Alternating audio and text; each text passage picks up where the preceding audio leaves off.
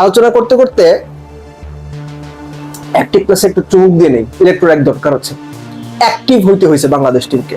আপনি যদি ব্যাটিং ইনিংসটা খেয়াল করেন, আমি গত 2 মাসে একটা কথা বারবার বলেছি যে বাংলাদেশের ব্যাটিং এর একটা বড় শক্তি হচ্ছে রিসেন্ট টাইমে অন্তত 73 to 75% ম্যাচেসে বাংলাদেশ পাওয়ার প্লেতে 45-50 তুলে ফেলে। এই ম্যাচেও তাই হয়েছে, প্রেশারটা কমে গেছে। তারপর লিটন এবং তাওহিদ হৃদয়ের যে পার্টনারশিপটা, আমি এটাকে বলবো প্রচন্ড ক্যালকুলেট করা একটা পার্টনারশিপ। বোর্ডে রানের প্রেশার নাই, একই সঙ্গে সময় আছে, উইকেটটা নেমেই বড় শট খেলার উইকেট না, তারা আস্তে আস্তে খেলেছেন। কিন্তু ব্যাক অফ দ্য মাইন্ড একটা ব্যাপার ছিল, এই গ্রুপের রান রেট একটা বড় ফ্যাক্টর, কি ফ্যাক্টর হয়ে যেতে পারে সুপার ফলে কোয়ালিফাই ক্ষেত্রে, যেহেতু আফগানিস্তান হংকংকে বড় মার্জিনে হারিয়েছে। বাংলাদেশ যখন জয়টা একদম নিশ্চিত করেছে, ধরেন 20 রানের মতো বাকি, তখন বাংলাদেশ এক্সিলারেট করেছে। লিটন কিন্তু ঠিক শেষ পর্যন্ত ঠিকই 150 স্ট্রাইক রেটে 50টা করেছেন।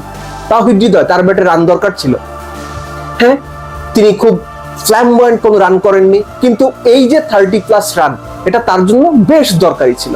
সো আমি বলবো বাংলাদেশের জন্য একটা ক্যালকুলেটিভ উইন।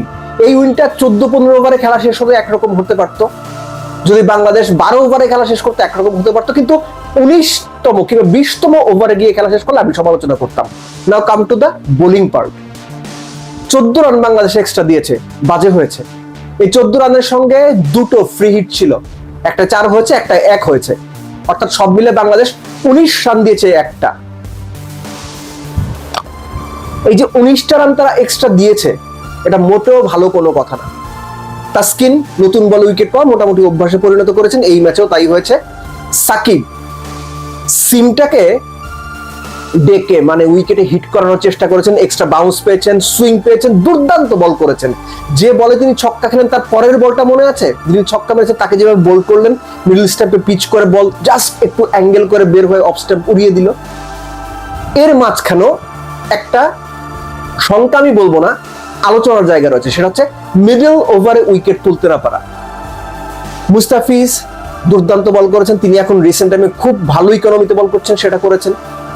কিন্তু এই যে মুস্তাফিজ, তাসকিন, রিশাদ এবং শেখ মাহিদি 4 জন মিলে মিডল ওভারে যে উইকেট তুলতে পারলেন না, হংকং এর সঙ্গে আপনি পার পেয়ে গেছেন।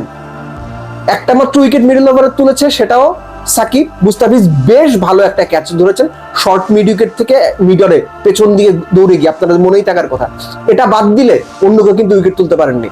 এটা আফগানিস্তান এবং শ্রীলঙ্কা এই 2 ম্যাচে মিডল ওভারে উইকেট তুলতে না পারা বাংলাদেশকে ভোগাতে পারে। রিশাদ তার স্পেলের শেষ 2 ওভারে গিয়ে উইকেট পেয়েছেন, এবং 18তম ওভারের ফার্স্ট বলে যখন মুর্তজাকে রান আউট করা হলো, ওটা বাংলাদেশের জন্য বোলিং পয়েন্ট অফ ভিউ থেকে খুব গুরুত্বপূর্ণ দুর্দান্ত একটা উইকেট ছিল। ওই উইকেটটা না হলে হয়তো 10-15 রান বেশি হয়ে যেতে পারতো, বাট বাংলাদেশ হয়তো তাতেও জিততো, কিন্তু আপনি সুযোগটা কেন দেবেন? তো ওভারঅল সব মিলে আমি বলবো বাংলাদেশের পুরো ম্যাচটাই বাংলাদেশ ভালো খেলেছে। লাস্টলি শেষ করবো তাসকিনের কথা দিয়ে। তাসকিন 2 উইকেট পেয়েছেন, ফার্স্ট ওভার উইকেট দিয়েছেন, ভালো বল করেছেন, কিন্তু তাসকিনকে তাসকিন লাইক মনে হয়নি।